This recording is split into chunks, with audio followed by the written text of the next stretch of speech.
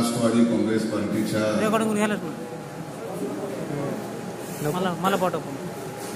धारूर तालुक्याच्या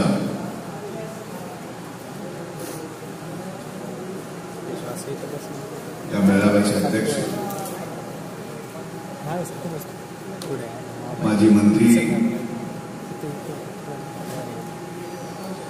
आमचे मार्गदर्शक आदरणीय दादा, व्यासपीठावर उपस्थित राष्ट्रवादी काँग्रेस पार्टीचे जिल्ह्याचे अध्यक्ष आदरणीय बजरंगप्पा सोनवणे, राष्ट्रवादी युवक काँग्रेसचे जिल्ह्याचे अध्यक्ष माननीय जयसिंग भैया सोळंके, माजी नगराध्यक्ष माननीय माधवरावजी निर्मळ, तालुक्याचे अध्यक्ष ईश्वरराव शिंदे, पंचायत समितीच्या सभापती उमाकांतजी सोळंके, जिल्हा परिषदेचे सदस्य लालासाहेबजी तिडके, साहेबरावजी दरेकर, रामप्रभूजी सोळंके, पंचायत समितीचे सदस्य हनुमंतरावजी नागरगोजे,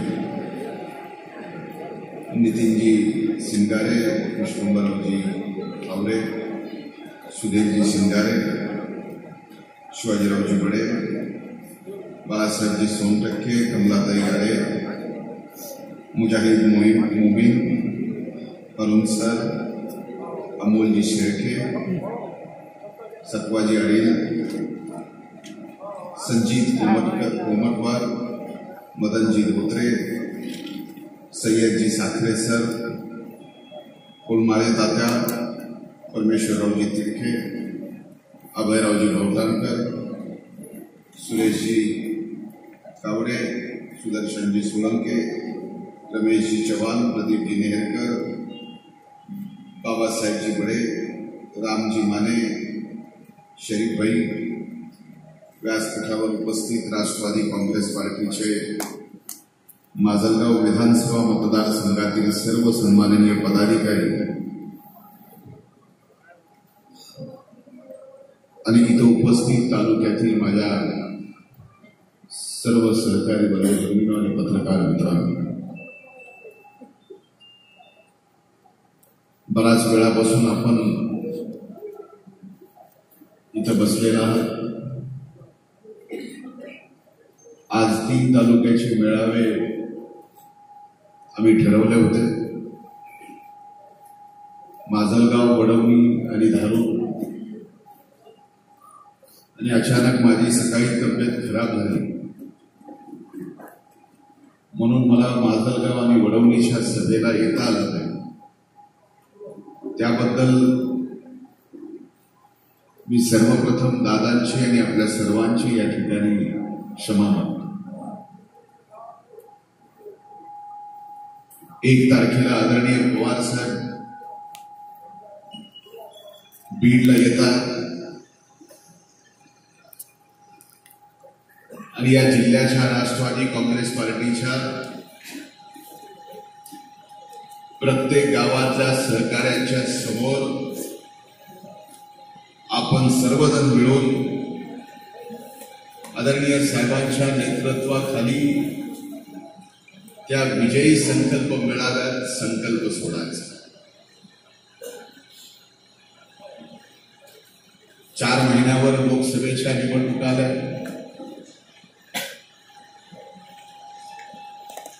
लोकसभेच्या सोबत विधानसभा झाल्या तर त्याही 4 महिन्यावर आल्या आणि एकंदरच आता लोकसभा आणि विधानसभेच्या निवडणुकीला आपल्या पक्षाने उभारी घेतली पाहिजे. आपल्या पक्षाच्या सर्व सहकाऱ्यांनी कामाला लागायला पाहिजे. याच भूमिकेतून आदरणीय पवार साहेबांनी राष्ट्रवादी काँग्रेस पार्टीच्या बीड जिल्ह्याच्या शाखेने हा विजय संकल्प मेळावा निश्चित केला. खरं तर ही तारीख या महिन्याच्या 4 तारखेला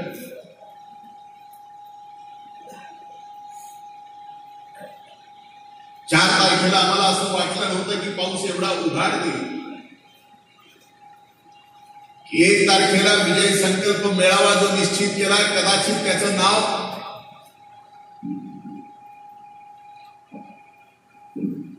आता दुष्काळ परिषद ठेवावं लागतंय का काय, अशी परिस्थिती समोर आलेली आहे. पुन्हा एकदा शेतकऱ्यावर निसर्ग कोपला. सोयाबीन पूर्ण जळून गेलं.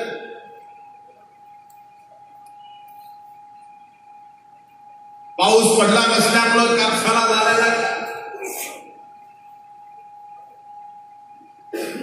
मागच्या वर्षी पाऊस चांगला झाला म्हणून यावेळेस शेतकऱ्यांनी ऊस लावला. भर पावसाळ्यात पावसाने उघाड दिल्यामुळे ऊसाला सुद्धा उन्नी नावाचा रोग लागला. एका शेतकऱ्याचे 3-3, 5-5 एकराचे ऊसाचे प्लॉट पूर्णपणाने उद्ध्वस्त झाले. आणि या 2-4 दिवसात जर पाऊस नाही पडला, उद्या मात्र आपल्या सगळ्याला पिण्याच्या पाण्याचा प्रश्न सुद्धा निर्माण होऊ शकतो आणि रबीच्या पेरण्याचा सुद्धा प्रश्न.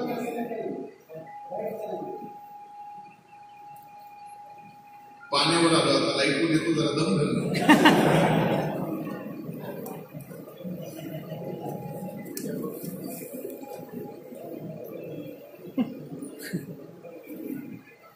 रबीच्या पेरण्या कशा करायच्या हा आता शेतकऱ्याच्या समोर प्रश्न आहे. म्हणून कदाचित आता येणारा हा 1 तारखेचा विजय संकल्प मेळावा राष्ट्रवादी काँग्रेस पार्टी या जिल्ह्याची दुष्काळ परिषद म्हणून सुद्धा घोषित करून या ठिकाणी तो मेळावा आपल्याला घ्यावा लागला. या आपल्या जिल्ह्याची दुष्काळाची परिस्थिती राज्याच्या समोर आली पाहिजे. त्या दिवशी आदरणीय पवार साहेबांच्या नेतृत्वाखाली आम्ही सर्वजण या बीड जिल्ह्यामध्ये पाऊस पडला नसल्यामुळं आता दुष्काळ जाहीर करावा लागेल ही भूमिका सुद्धा 1 तारखेला राष्ट्रवादी काँग्रेस पार्टीला.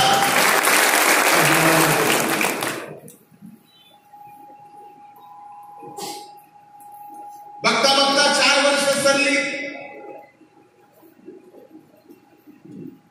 4.5 वर्ष सरली.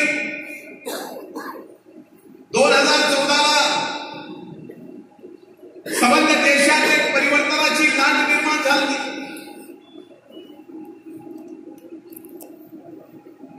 भारतीय जनता पार्टीकडून प्रधानमंत्री पदाचे उमेदवार म्हणून नरेंद्र मोदी एक व्यक्ती 125 कोटी जनतेला एक विश्वास देत होता, स्वप्न दाखवत होता.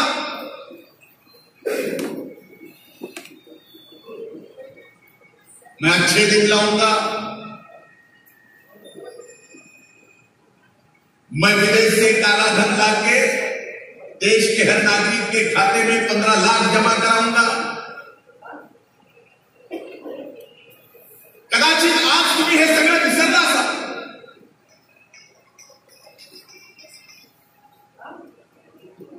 पण सामान्य माणसाच्या जीवनात अच्छे दिन तर आले नाही.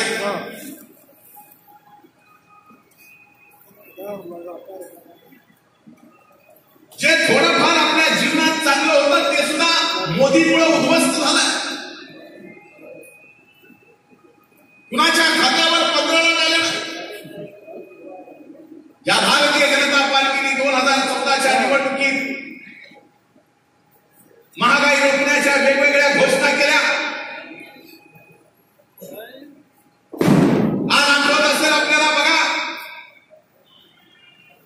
वर्तमानपत्रात मोठ्या मोठ्या भारतीय जनता पार्टी जाहिरात टाकायची,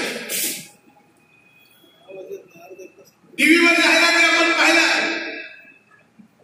रेडिओवरून ऐकल्या.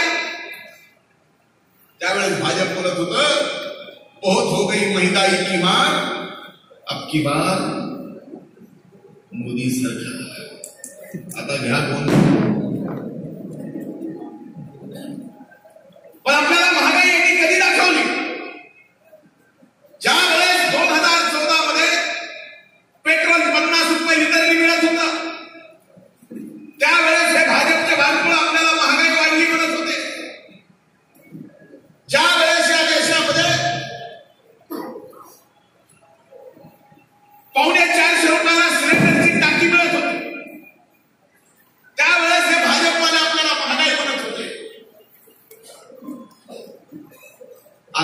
मात्र 4 वर्षानंतर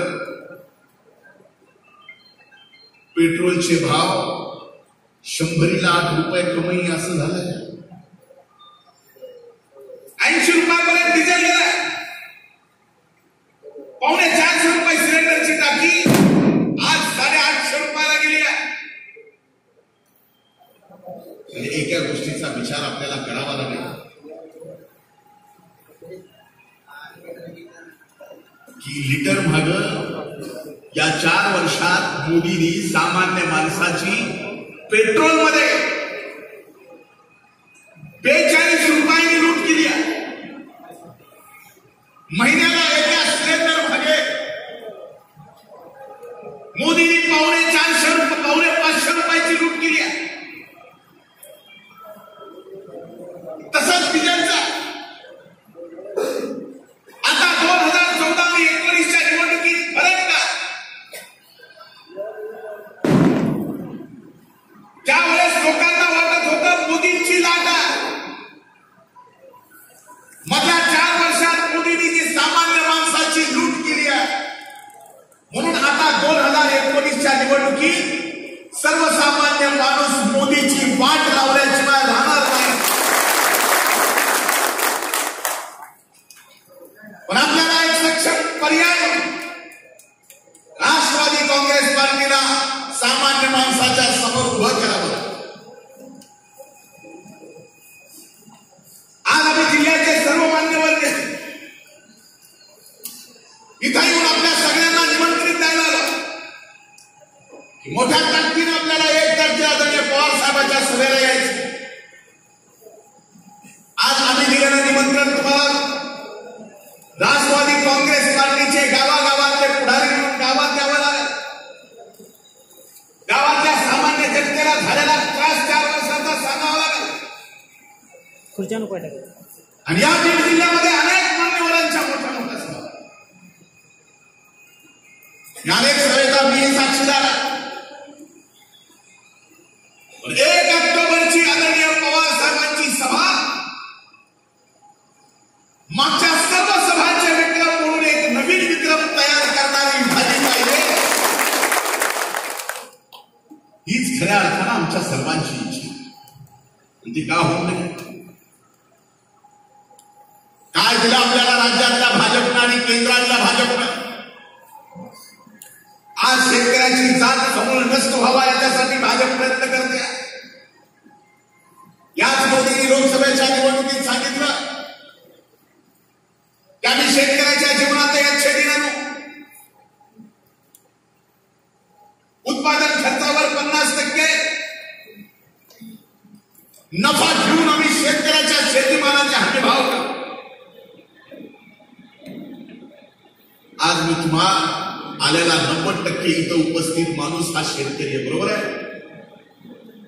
आपल्या कुलदैवताला स्मरून मनावर हात ठेवून सांगा मागच्या 4 वर्षाच्या काळात उत्पादन खर्चावर 50% तर सोडाच, पण जे उत्पादन खर्च तुमचा झालाय तेवढा तरी निघालाय का? मग आपली नीटनीटकी मोदींनी केली का नाही केली? ही तुमच्या एकट्याची झाली का? गावातल्या शेतकऱ्यांची पण झाली का नाही? मग हे फक्त गावात सांगायचं. हे जर आपण गावात सांगितलं, अरे एवढेच काय गावातले आणखी काही मोदी भक्त असतील आहेत ज्यांना आजही वाटतं एवढी सगळी मोदी लूट करून मोदीच विकास करायला लागले, त्यांना सुद्धा सांगा असा एखादा मोदी भक्त जर गावात असेल तर त्याच्या हटकून घरी जा.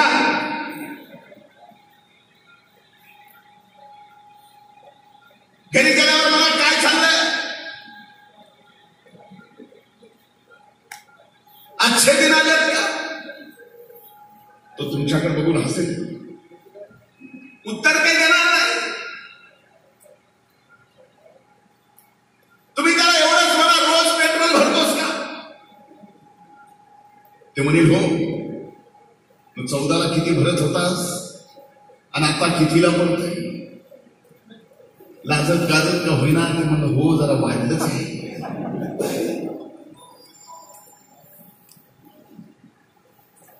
त्याच्याच मायमाऊलीला घरात विचारा, जर घरात सिलेंडर असेल तर 2014 मध्ये सिलेंडरची टाकी केवढ्याला मिळत होती आणि अक्का माय आता केवढ्याला मिळते? त्या मायमाऊलीकडे बघून एवढा प्रश्न जर विचारला तर ती मायमाऊली, पहिलं बरं होतं माय, ही मेले मुर्दे आल्यापासून 550 रुपये महाग झाले असं म्हणल्याशिवाय आज सामान्यातला सामान्य माणूस राज्य आणि केंद्र सरकारला कंटाळला. एवढ्या लवकर देशाच्या बहुसंख्य लोकांनी निर्माण केलेलं सरकार, त्याच्या विरोधात एवढ्या लवकर लाट होताना मी तर पाहिले. पण आता राज्य आणि केंद्र सरकारच्या विरोधामध्ये लाट निर्माण, इथं अनेक तरुण उभे आहेत ज्या 2014च्या परिवर्तनाच्या लढाईत सिंहाचा वाटा तरुणांनी उचलला. आम्ही लोकसभेच्या मागच्या प्रचाराच्या दरम्यान आमच्या त्या तरुणाईला विचारायचं, काय पोरांनो यावेळेस कसं काय, कुणाला करणार मतदान? त्यावेळेस ती तरुणाई जमिनीवरून 1.5 फूट वर उड्या मारून मोदी मोदी मोदी म्हणायची. दोष त्यांचा नाही, या तरुणाईला सुद्धा मोदींनी स्वप्न दाखवलं.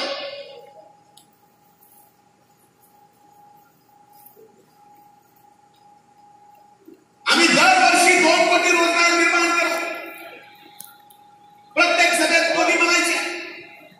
आमच्या तरुणाईला वाटलं यापूर्वीचा कुठलाही प्रधानमंत्री रोजगाराच्या बाबतीत बोलला नाही. मोदी बोलायला लागले आपल्याला रोजगाराची गरज आहे, वर्षाला 2 कोटी रोजगार निर्माण होणार, त्याच्यातली नोकरी आपल्याला एक मिळणार. आणि नोकरी मिळाली की छोकरी मिळाली, छोकरी मिळाली की हम दो हमारे, आपला संसार पक्का झाला. 4 वर्षानंतर एवढे वाईट हालत आमच्या तरुणांची कोण सुईरी तीच येणार, खरे का नाही? मला तर बोलतोय नोकरी नाही. आज ही परिस्थिती आहे. म्हणून महाराष्ट्रातला नाही तर संबंध देशातला तरुण भारतीय जनता पार्टी आणि मोदींवर चिडलेला आहे. यांच्या मनात एवढा राग आहे की ज्या तरुणाईने 2014ला चिखलातून कमळाचा फूल उगवला, तीच तरुणाई पुन्हा ते कमल चिखलात घातल्याशिवाय राहणार नाही. अशी 2019च्या निवडणुकीत आपण केंद्राचं बोललो, राज्यातलं बोललो, जिल्ह्यातलं बोलावं.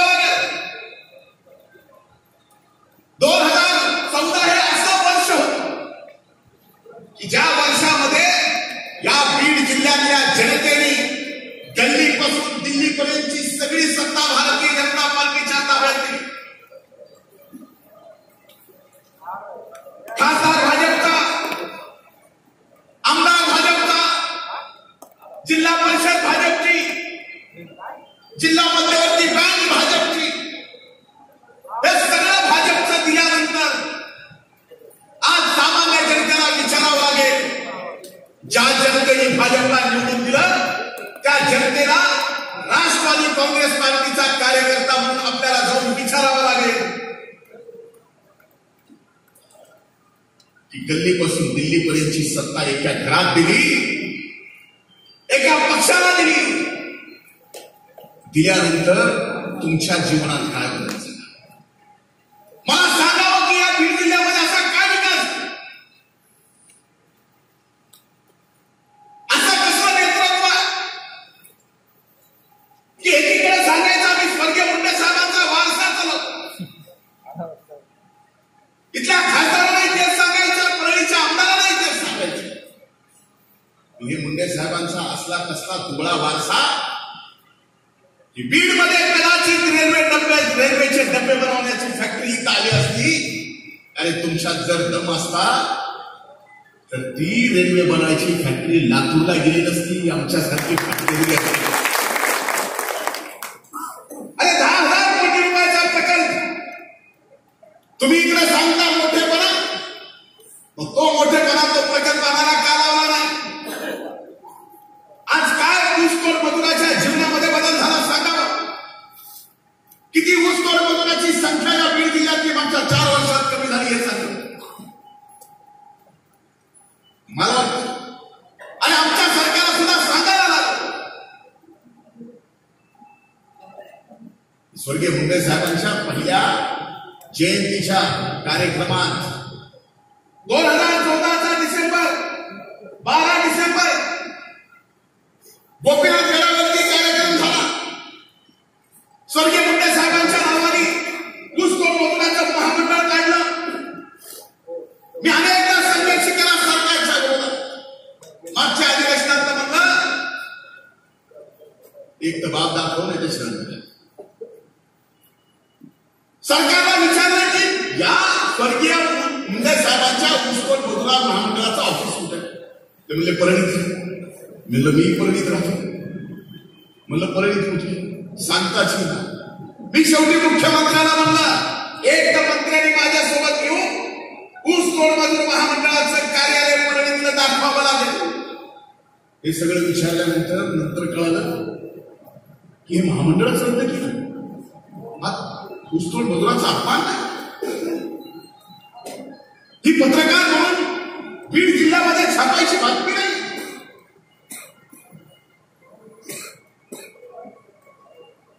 चेष्टा होती बीड जिल्ह्यातल्या जनतेची. अरे एक नवीन सिंचनाचा प्रकल्प या ठिकाणी चालू झाला नाही. अरे तुमचा आमचा दुर्दैवा विकासाची एवढी भयंकर दृष्टी असणाऱ्या आदरणीय दादा आणि त्यांचा सुद्धा मागच्या निवडणुकीत पराभव केला. मी तर म्हणेल हा दादाचा पराभव नाही. दादाने तर सामान्य जनतेसाठी जेवढं काही करायचं ते सगळं केलं. मला भाऊ ज्यावेळेस माजलगावच्या या 2014च्या विधानसभेच्या निवडणुकीच्या निकालाचा विचार मनात येतो त्यावेळेस माझं मन मला एकच उत्तर देतं की हा दादांचा पराभव नाही, इथल्या राष्ट्रवादी काँग्रेस पार्टीच्या कार्यकर्त्यांचा पराभव आहे की आपण ती निवडणूक व्यवस्थित लढू शकतो. काय फरक पडला? खासदारांनी जेवढं वाटोळं या जिल्ह्याचं केलं त्याच्यापेक्षा भयंकर वाटोळं इथल्या आमदारांनी केलं. परळीचं पार्सल तुम्ही स्वीकारलं. काय मिळालं याची जाणीव कधीतरी व्हावी लागते. म्हणून आता ही निर्णायक लढाई लागला. आता येणारा काळ आपल्या लढाईचा आणि त्या लढाईचा विजयी संकल्प हा 1 तारखेला आदरणीय पवार साहेबांच्या उपस्थितीत आपल्याला घ्यायचा. माझे हात जोडून कळकळीची आपल्याला विनंती आहे की 1 तारखेला आपण आपल्या गावातल्या जनतेला सुद्धा सांगा त्या दिवशी जे काय काम असतील बाजूला सोडा. भलेही पितृपरत पंधरवडा असेल गावामध्ये फिरून एकाच दिवशी पित्र घालायची आपली पद्धतही असेल, पण 1 तारखेला असे कुठलेही कार्यक्रम आपल्या गावात घेऊ नये. 1 तारखेला आपण बीडला आदरणीय पवार साहेबांच्या नेतृत्वात त्या विजयी मेळाव्याला आपल्या त्या दुष्काळाच्या परिषदेला या ठिकाणी यावं लागेल आणि खऱ्या अर्थानं तिथंच भारतीय जनता पार्टीची चित्र आपण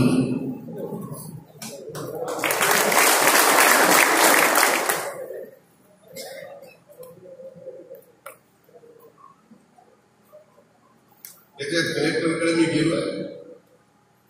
दादा त्या दिवशी सोबत होत्या आणि स्वतः कलेक्टरने या कामात लक्ष घातलं.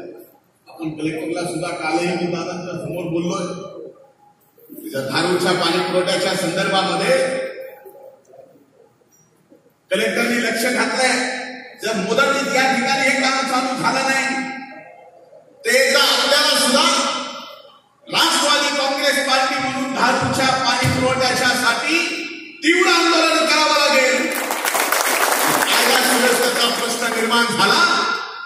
सुद्धा जबाबदारी या ठिकाणी सरकारची असेल, आमची नसेल. कलेक्टरला सांगून मार्ग निघत नसेल, सरकारला सांगून मार्ग निघत नसेल, तर धारुरकरांच्या पिण्याच्या पाण्यासाठी भले राष्ट्रवादी काँग्रेस पार्टीला कायदा हातात घ्यावा लागला तर घेईल, पण पिण्याच्या पाण्याची व्यवस्था जी दादाने मंजूर केलेली योजना आहे ती पूर्णत्वास नेण्याची जबाबदारी सुद्धा या ठिकाणी आपण घेतो. म्हणून माझी आपल्याला हात जोडून कळकळीची विनंती आहे, 1 तारखेच्या मेळाव्याला माजलगाव विधानसभा मतदारसंघातून या धारड तालुक्यात अभूतपूर्व संख्या 1 तारखेला बीडला आपण आणावी हीच कळकळीची विनंती करतो. आणि या परिवर्तनाच्या लढाईमध्ये सिंहाचा वाटा आपण माजलगावकरांनी, धारूरकरांनी आणि वडवणीकरांनी घ्यावा ही विनंती करतो. थांबतो. धन्यवाद. जय हिंद.